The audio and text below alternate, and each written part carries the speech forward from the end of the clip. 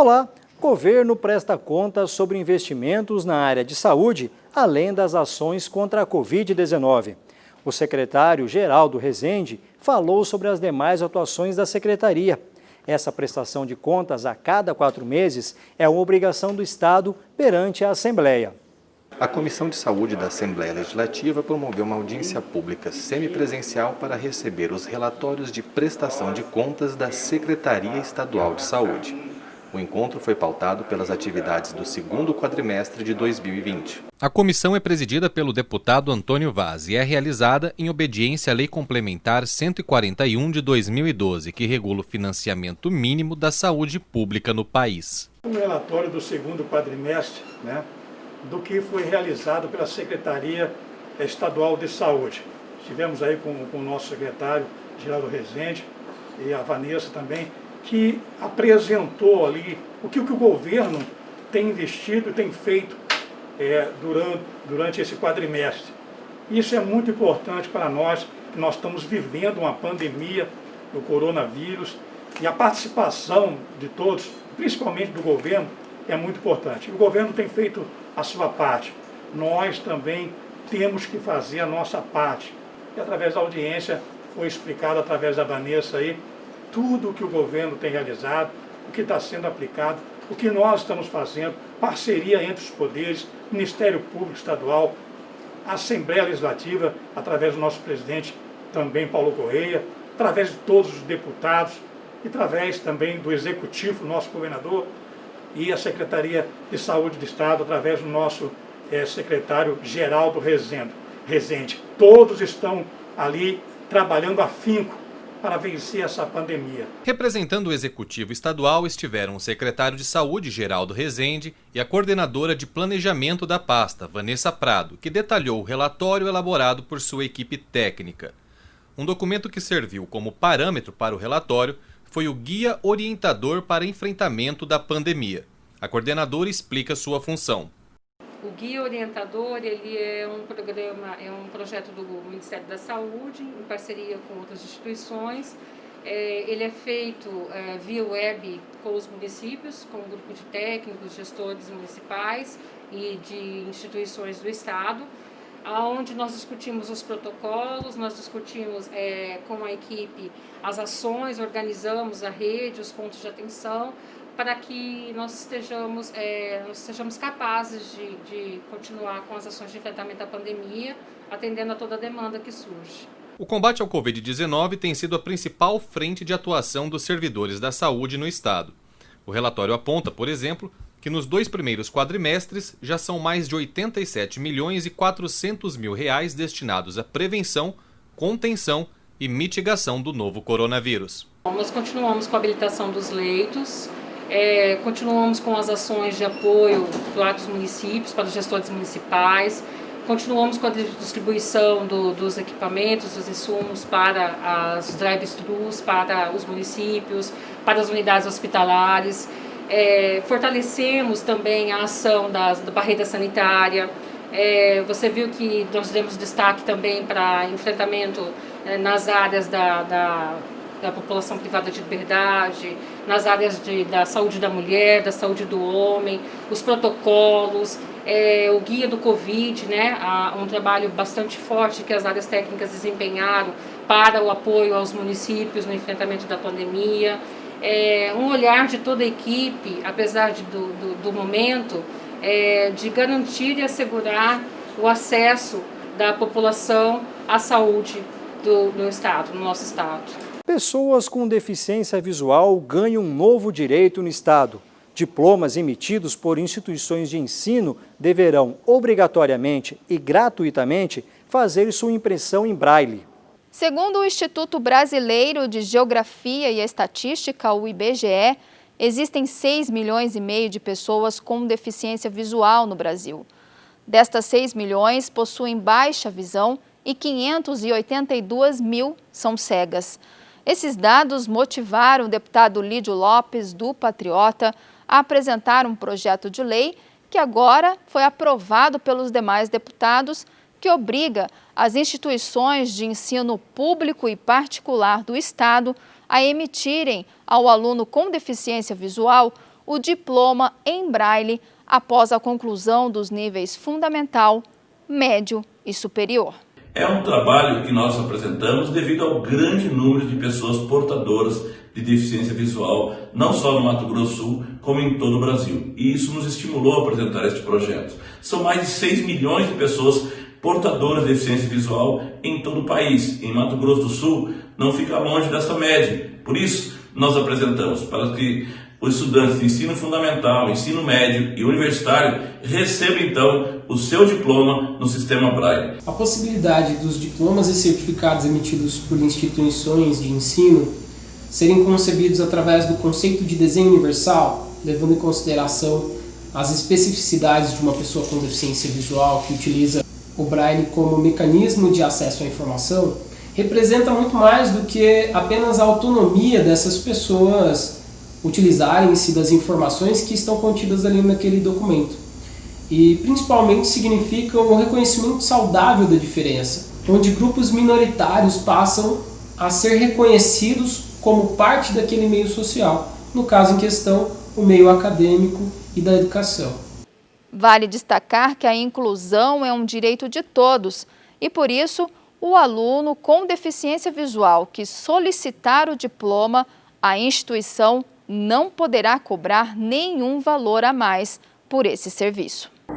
Em relação aos documentos acessíveis, é muito importante as pessoas com deficiência ter cada vez mais autonomia para conduzir suas vidas. E um documento em Braille vai tornar essa pessoa com maior autonomia. Às vezes, você está na sua casa, não tem alguém próximo de você para ajudar você a encontrar um documento que você precisa naquele momento. E a partir do momento que você tem esse documento de maneira acessível, que você possa ler, você mesmo encontrá-lo, é muito importante, auxilia bastante a autonomia das pessoas e elas podem se tornar mais independentes e realizar as suas trabalho do dia a dia da melhor maneira possível. Fiscalização em asilos deverá ser feita com atenção redobrada pelos órgãos. A determinação vem de projeto de lei aprovado na Assembleia. Deputados estaduais aprovaram na sessão de 26 de novembro 3 projetos em segunda discussão. Dentre eles está a proposição de autoria do deputado Marçal Filho, do PSDB, que estabelece intensa fiscalização em instituições de longa permanência para idosos durante o período da pandemia da Covid-19. Aquelas que estão que estão sofrendo mais nessa pandemia, né? As pessoas que infelizmente estão perdendo suas vidas devido à Covid-19. As pessoas que estão tendo que ficar isoladas. Imagina só uma pessoa idosa ter que ficar como está hoje, em casa. Complicado, né? Principalmente as pessoas idosas que têm mais energia. E o projeto visa justamente fazer com que haja um critério mínimo de funcionamento das instituições a respeito da pessoa idosa.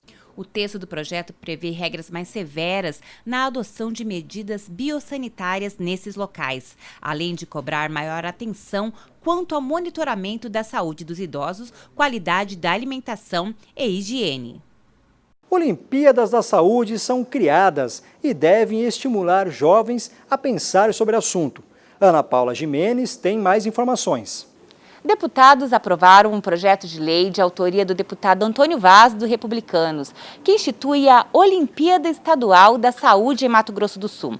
A competição será realizada anualmente e dirigida aos alunos da rede pública estadual, que cursam o ensino médio e o curso técnico profissionalizante. O objetivo da Olimpíada é o incentivo à realização de projetos que contribuam para a melhoria da qualidade das condições de saúde. Os alunos poderão participar das seguintes modalidades: criação de artes, produção de texto, projeto de ciências, produção audiovisual e criação de jogos interativos e educativos. O Jornal Parlamentar vai para um breve intervalo e volta já.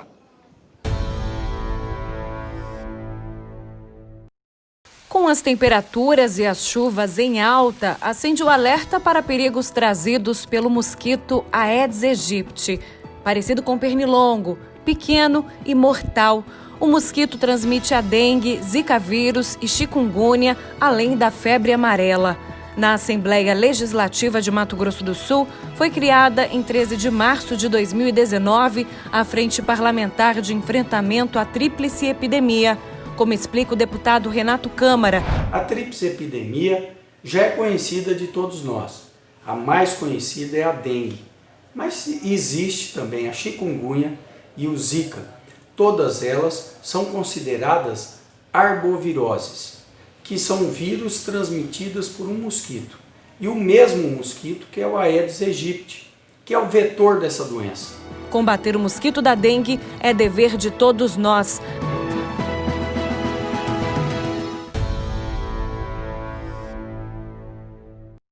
Outro projeto aprovado aqui na Assembleia prevê a criação de um programa de capacitação a profissionais da educação, visando o combate às drogas. Profissionais da educação básica poderão atuar na prevenção às drogas nas unidades escolares. Isso é o que prevê projeto de lei do deputado Antônio Vaz, do Republicanos, aprovado pelos parlamentares na sessão de 24 de novembro.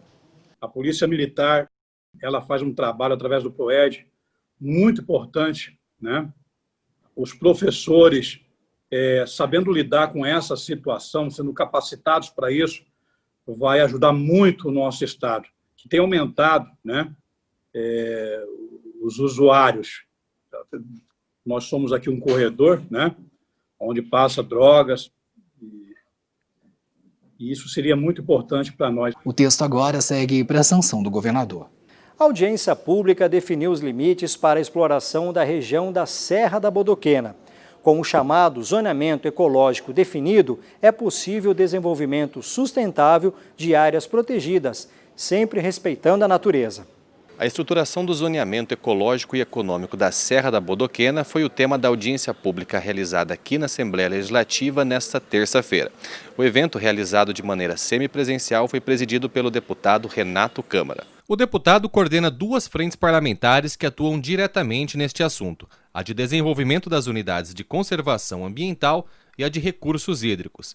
Ele avaliou o encontro. Essa audiência pública, ela vem dar resposta a vários questionamentos sobre o ordenamento territorial, principalmente o ordenamento territorial da Serra da Bodoquena, e que engloba o município de Bodoquena, Jardim e também Bonito. E dentro de toda essa discussão, a grande preocupação é que precisamos dar respostas efetivas, técnicas, para o desenvolvimento dessa região, através do desenvolvimento da zona ecológica econômica, que é uma ideia e um projeto que já foi iniciado desde 2009 e agora Campo Grande é o primeiro município do estado e do país a ter essa regulamentação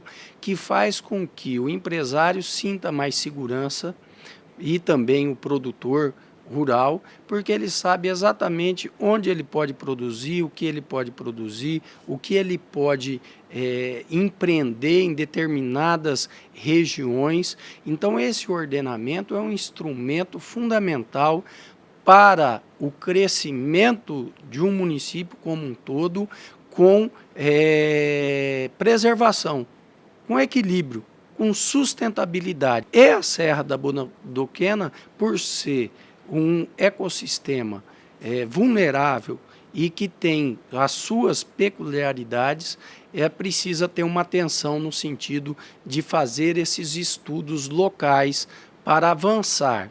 O ZE, que foi implantado em 2009, ele teve a sua primeira aproximação, ou seja, a sua primeira etapa. E a segunda etapa está ainda em elaboração. E a terceira etapa é exatamente ter a participação de todos os municípios. Representando o Executivo Estadual, o secretário de Meio Ambiente, Jaime Verruc, considerou a participação dos pesquisadores e gestores públicos na audiência enriquecedora.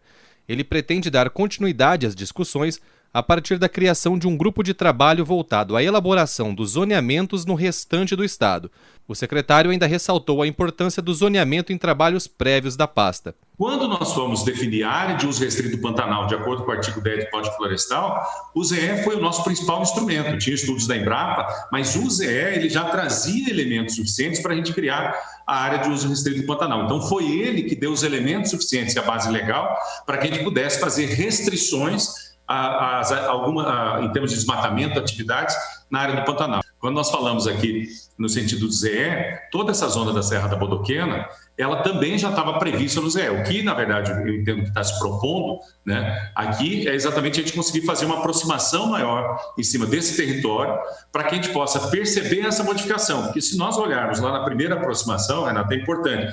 Lá na primeira aproximação, professor Dr. Fábio, se falava muito pouco em agricultura nessa região. Nós olharmos o documento da primeira aproximação. Na segunda, você já teve uma intensificação do processo agropecuário nessa região. Então, essa aproximação ela passa a ser fundamental para conhecer. Se nós olharmos o número de turistas, o número de atividades que nós temos nessa região, elas são quadriplicadas em relação ao primeiro ZE. A mesma coisa a agropecuária e da mesma forma a pecuária. O zoneamento ecológico-econômico é uma criação da Política Nacional do Meio Ambiente na década de 80, mas foi regulamentado em sua atual formatação em 2002 e abrange todo o território nacional. Ele vem lá em 1981, pela 6938, que institui a Política Nacional de Meio Ambiente. Essa política ela tem como instrumento o zoneamento ambiental. Esse zoneamento ambiental ele é regulamentado somente em 2002, pelo decreto 4297, levou 19 anos, mas ele teve um destaque quando nós falamos aí na questão econômica. Então, hoje nós temos não somente um zoneamento ambiental, mas é um zoneamento ecológico e econômico. Um laço colorido a ser incluído no RG emitido pelo governo passará a identificar pessoas com transtorno do espectro autista. Kleber Clajos tem mais informações. Pessoas com transtorno do espectro autista poderão ter uma identificação na carteira de identidade em Mato Grosso do Sul. Essa é a proposta de uma lei aprovada pelos parlamentares em 25 de novembro, de autoria do deputado Marçal Filho, do PSDB. Tem uma importância muito grande para os familiares dos autistas, especialmente as mães que têm muitas dificuldades ao provar essa condição do espectro autista no momento em que tem algum procedimento de viagem, por exemplo, tem que andar com vários papéis, e com essa inserção na carteira de identidade, isso vai facilitar muito a vida dessas famílias. Tal medida deve facilitar a identificação de quem possui transtorno do espectro autista e, assim, facilitar o acesso ao atendimento prioritário. O texto agora segue para a sanção do governador. Deputados lembram de um dia de enfrentamento à violência contra a mulher, em 25 de novembro, citando a recente divulgação de um caso de agressão ocorrido dentro de uma delegacia em Bonito. No Dia Internacional de Combate à Violência contra a Mulher, o presidente da Comissão Permanente de Trabalho, Cidadania e Direitos Humanos, deputado Lídio Lopes, comentou o caso de violência registrado no interior do estado. Quero trazer exatamente o fatídico e emblemático problema que houve no município de Bonito, onde, infelizmente, uma turista, uma cidadã sul-mato-grossense foi violentamente agredida por um policial militar, em que pese todos os argumentos dele, e eu ainda desconheço os fatos, mas nada justifica aquela agressão, aquela violência contra a mulher dentro de uma delegacia, dentro de uma unidade policial do Mato Grosso do Sul. Eu parabenizo o governador Reinaldo Azambuja, comandante da Polícia Militar do Estado do Mato Grosso do Sul, secretário de Segurança Pública, por imediatamente afastá-lo e, obviamente, que será respondido. Por quê? Porque esse cidadão, na verdade, tentou macular todo um trabalho brilhante que faz a Polícia Militar do Sul, e isso acabou indo um vídeo que viralizou em nível nacional e, com isso, obviamente, trouxe uma carga muito negativa para a polícia do nosso estado. Infelizmente, eu, como presidente da Comissão de Direitos Humanos da Assembleia Legislativa e como membro do Conselho Estadual de Direitos Humanos, irei acompanhar, junto com os conselheiros, para e passo essa questão, porque, segundo os dados que a gente tem não é o primeiro problema que ele acarretou no município de Bonito, com turistas, de violência, de agressão. Isso é inadmissível para que um cidadão, uma cidadã sul-mato-grossense sofra retaliações da forma que essa senhora sofreu esse constrangimento dentro de uma unidade policial no município de Bonito. Outro intervalo no Jornal Parlamentar. Fique ligado, nós já voltamos.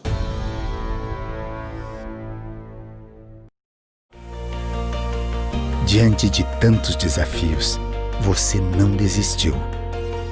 Meio a tantas incertezas, você seguiu lutando. Mesmo com todas as mudanças que foram surgindo, você não parou e a gente também não. A Assembleia Legislativa de Mato Grosso do Sul segue trabalhando por você. Além do repasse de recursos para a saúde dos municípios, aprovamos medidas para ajudar empresas e cidadãos a enfrentarem este momento. Seguindo as recomendações dos órgãos competentes, eventos e o atendimento presencial estão suspensos temporariamente. E as sessões, realizadas por videoconferência, são transmitidas ao vivo. O trabalho continua, porque a luta por dias melhores não pode parar. Assembleia Legislativa de Mato Grosso do Sul.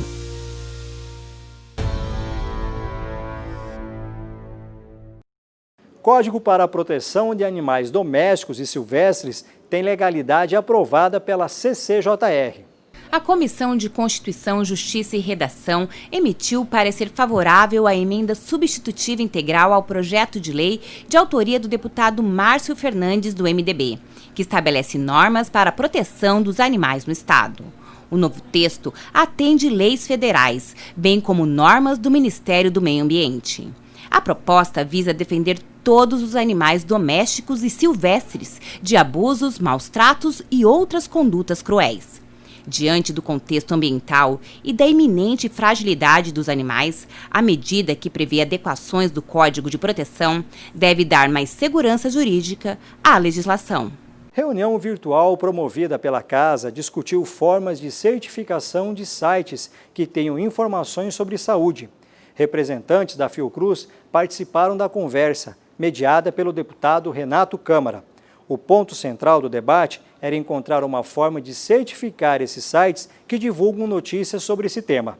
Através de um trabalho prévio, a Fiocruz está analisando os sites da Secretaria de Saúde de Campo Grande, de Dourados, de Corumbá e a Secretaria de Saúde do Estado, sob um critério que a Fiocruz desenvolveu para analisar as informações que são publicadas nesse site, se são verídicas e qual o grau de eficiência dessas informações.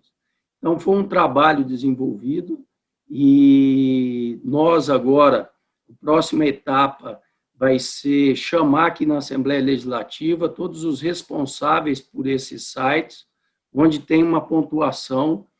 E quando se consegue uma pontuação adequada, conforme os critérios da Fiocruz, esses sites são certificados e recebem um certificado de qualidade e de eficiência nas informações. A Frente ainda lançou na sexta-feira, dia 27, um aplicativo desenvolvido para estimular o combate à dengue, à chikungunya e à zika. O jogo é para todos os públicos, mas tem foco no mais jovens.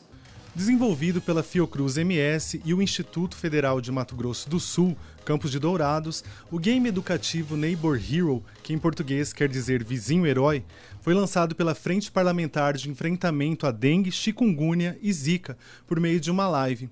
Coordenador da frente, o deputado Renato Câmara, do MDB, falou sobre a parceria do parlamento com as duas instituições e ressaltou como deve ser a distribuição e divulgação do aplicativo. É uma grande onda que existe hoje no mundo inteiro, que é a gamificação. Através de jogos eletrônicos, você passa valores e informações para a nova juventude e tendo a participação de instituições oficiais, como a Fiocruz, como o Instituto Federal, como a Assembleia Legislativa, fazendo essa parte, trabalhando essas ações, nós conseguimos passar para os nossos jovens como eles podem fazer também o enfrentamento ao Aedes aegypti e se proteger dentre as epidemias da dengue, a zika e a chikungunya. Agora, a questão da distribuição e da sensibilização do jovem ter esse jogo no seu computador é uma outra etapa que precisa ter toda uma estratégia de divulgação e também de distribuição. O Neighbor Hero é uma ferramenta inovadora que se comunica facilmente com crianças e adolescentes. A responsável técnica pelo escritório da Fiocruz, em Mato Grosso do Sul, reforçou a parceria com a Assembleia Legislativa e o IFMS e destacou que o game pode ser expandido para todo o Brasil no sentido de combater o mosquito que transmite a dengue, chikungunya e zika. O lançamento do jogo realmente comprova a potência do trabalho colaborativo e das parcerias institucionais. Esse jogo, ele fala para um público jovem, fala para as nossas crianças, que serão agentes importantes, né, na questão relacionada à educação ambiental. E é uma ferramenta que os jovens e que as crianças estão utilizando, incorporando no seu dia a dia, né? Elas já utilizam, né, os smartphones, os computadores nas suas rotinas. Então, eu acredito que a gente consiga alcançar um público muito grande e, de fato, que ele tenha um impacto positivo na redução dos casos de dengue e no controle do mosquito do Aedes aegypti.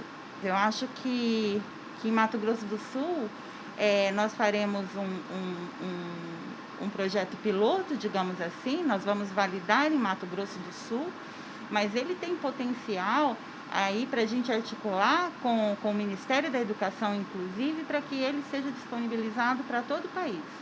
A reitora do Instituto Federal de Mato Grosso do Sul ressaltou o compromisso da instituição com a ciência e tecnologia por meio do game e sua importância para a educação. O Instituto Federal de Mato Grosso do Sul, Campos Dourados, ele tem essa vertente que é dos jogos.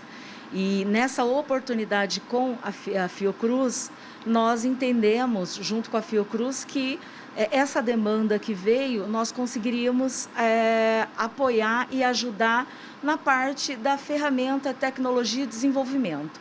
Então, assim, o Instituto Federal, ele trabalha com pesquisa aplicada. Então, nós trazemos resultados, né, dentro de um escopo, dentro de um cronograma, projetos onde, como esse, né, da gamificação, que traz resultados também para a sociedade e para a comunidade. Este professor de jogos digitais do IFMS de Dourados diz que, por enquanto, só a primeira etapa está pronta, mas que a intenção é acrescentar outros mecanismos e criar uma versão específica para celulares, pois no momento o game só pode ser jogado no computador. Ele conta como foi o processo de desenvolvimento do jogo, que envolveu diversos alunos. O projeto do jogo, ele começou por meio de uma reunião que nós fizemos com a Fiocruz, né? E por meio dessa reunião, nós reunimos trabalhos que poderiam ser feitos em parceria, né, entre a Fiocruz e o IFMS Campos Dourados. E nós buscamos trabalhos que envolvessem a nossa expertise, né, que seria na área de informática e na área de jogos, e que pudessem auxiliar a Fiocruz nos projetos de interesse dela, né. E com essa conversa inicial, nós acabamos escolhendo a criação do jogo como um projeto viável. Depois da etapa de planejamento, nós começamos a execução com 2 estudantes, a princípio, né, auxiliando de maneira completamente voluntária. E com o projeto já em andamento, eles acabaram ganhando a bolsa, né? E agora, nesse estágio do projeto, nós temos mais estudantes participando, 2 bolsistas e 2 não bolsistas, né? E outros já passaram pelo projeto também. Voltado ao público de 10 a 16 anos, o game Neighbor Hero possui 2 personagens que são o Luan e o Kleber. Eles orientam os jogadores, em cada fase, a derrotar inimigos e vencer obstáculos. Na primeira fase, por exemplo, o jogador deve coletar itens recicláveis e os entregar na central de reciclagens, acabando assim com os focos de dengue e contribuindo para a melhor utilização dos recursos naturais. Conforme o Superintendente de Informação e Tecnologia da Secretaria Estadual de Educação, no universo de cerca de 210 mil crianças e jovens matriculados nas escolas estaduais de Mato Grosso do Sul, a gamificação já é realidade. Ele elogiou a iniciativa e enfatizou que a Secretaria será parceira da frente na divulgação do game. Hoje nós estamos num momento muito diferenciado da educação. Então hoje nós criamos uma rede de comunicação com todas as nossas regionais de ensino, com todas as nossas escolas, nossos professores, gestores e alunos. Então nós podemos aí, eu dei até como sugestão de nós fazermos o dia do Neighbor Hero e fazer chegar a todas as nossas escolas, fazendo uma grande divulgação na luta aí contra a dengue, a zika e o chikungunya. Então hoje os nossos alunos, dentro desse protagonismo que nós incentivamos na rede estadual de ensino, esses alunos já estão inseridos nessa prática da gamificação. Dados da Secretaria Estadual de Saúde apontam que neste ano, até o momento, Mato Grosso do Sul já registrou 71.211 casos de dengue e 42 mortes. É o segundo estado com maior incidência de notificações da doença, de acordo com o IBGE. O game, lançado na Assembleia Legislativa, é um grande aliado para mudar esse cenário. Durante a semana, o primeiro secretário da Assembleia, deputado Zé Teixeira, fez um balanço das mais recentes reformas na casa. As obras garantem mais segurança, modernidade e acessibilidade a quem frequenta a Assembleia. O primeiro secretário da Casa de Leis, deputado Zé Teixeira, do Democratas, fez um balanço dos últimos 2 anos das principais evoluções percebidas dentro da Alemes. Dentre elas estão a continuidade das obras de reforma da estrutura física e também a transparência adotada em todos os processos. Não é um trabalho de 2 anos, isso é um trabalho que se completa 6 anos, porque desde que eu assumi a primeira secretaria na gestão passada, com o Júnior Mock, nós fizemos um planejamento de construir aqui 24 gabinetes novos, 24 não, 22, porque a presidência e a primeira secretaria já estava dentro do planejamento. Isso já estamos chegando ao final, porque já entregamos 16 gabinetes aqui, mais 4 que será entregue até o final desse ano, fica faltando só 2. Para terminar. Gabinete moderno, com acessibilidade, banheiro para pessoas de necessidade especial. E fizemos uma reforma geral na casa, porque aqui, uma construção de 40 anos, estava tudo deteriorado. O forro estava deteriorado, a parte elétrica, porque foram fazendo emenda, gambiarra, e nós precisamos de fazer uma coisa bem feita e segura. Toda a parte elétrica foi feita nova. O piso foi feito todo novo, certo? Fizemos a reforma do plenário, de som, de iluminação, as cadeiras foram todas recuperadas, fizemos em todos os gabinetes já entregues, acesso a pessoas de necessidade especial, fizemos um acesso aqui aos funcionários bem moderno, na exigência do Corpo de Bombeiro, com acesso para pessoas de necessidade especial, fizemos as saídas emergenciais, que aqui não tinha na casa. Nós temos aqui a equipe de licitação. A licitação aqui é feita à luz do dia, com a maior transparência. Aqui nunca houve direcionamento nenhum em nenhuma obra que foi licitada aqui nessa casa. Ao contrário, foi discussões com empresas não boas de qualidade, que pegou o serviço aqui, nós tivemos que suspender o contrato, punir as pessoas por não cumprimento do que foi combinado dentro da licitação. Então, a casa aqui é aberta para todos, qualquer deputado que queira, que vê qualquer contrato que tem aqui de prestação de serviço, de construção, é aberto aí, como é aberta a licitação. O que está planejado, que tem projeto, tem que ser concluído. Você não pode começar uma obra e não concluir ela. O nosso planejamento é, antes de terminarmos o nosso mandato, que é daqui 2 anos, queremos entregar essa casa aqui novinha, para que as pessoas que aqui vêm nos visitar tenham prazer de entrar na Assembleia Legislativa. Faleceu na última semana o ex-deputado Roberto Orro. Ele chegou a presidir a Assembleia nos anos 90. Eu nasci em Aquidauana, meu nome é Roberto Orro.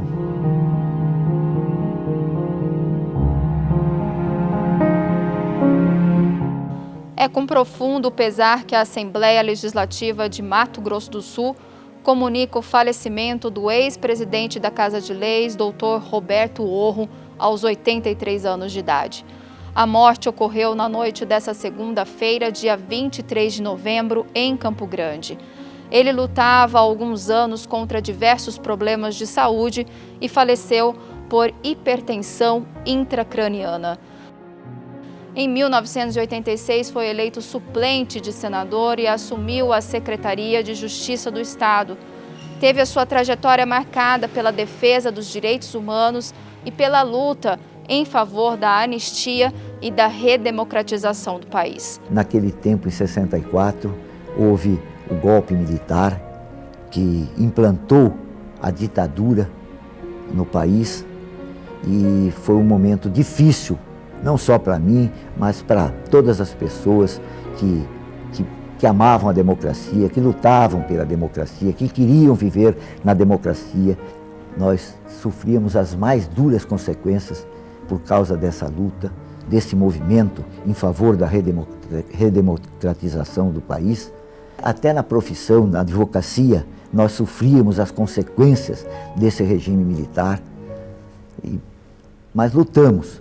E valeu a pena esse sacrifício e essa luta que os brasileiros conquistaram essa oportunidade de eleger o seu próprio governador, eleger o seu presidente da República, eleger o seu prefeito da capital, o seu governador do estado e os prefeitos dos nossos municípios, que essa é a forma da democracia.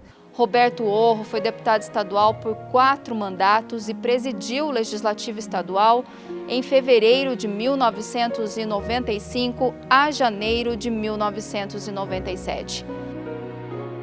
Fui presidente da Assembleia Legislativa de Mato Grosso do Sul.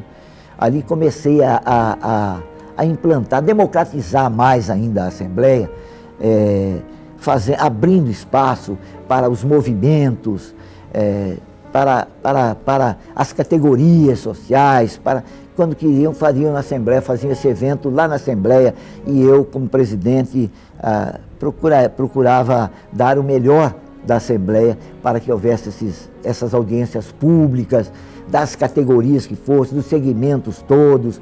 Então a Assembleia se transformou num lugar de debate. Aqui na Assembleia Legislativa, a última homenagem concedida a ele foi durante a sessão solene que destacou os deputados que promulgaram a primeira Constituição do Estado e também fizeram parte da primeira legislatura da Casa de Leis em 1979. Roberto Orro deixou 2 filhas e um filho, o deputado estadual Felipe Orro, 9 netos e uma bisneta. Se alguém me perguntar hoje, você se arrepende de alguma coisa que você fez? Eu digo de peito aberto, de cabeça tranquila, de que eu não me arrependo. Se alguém entendeu que fosse errado, eu fiz na época entendendo que fosse certo. Então eu procurei seguir a minha consciência, aquilo que eu entendia ser o caminho que eu deveria seguir. E segui esses caminhos. Por isso não me arrependo de nada que fiz.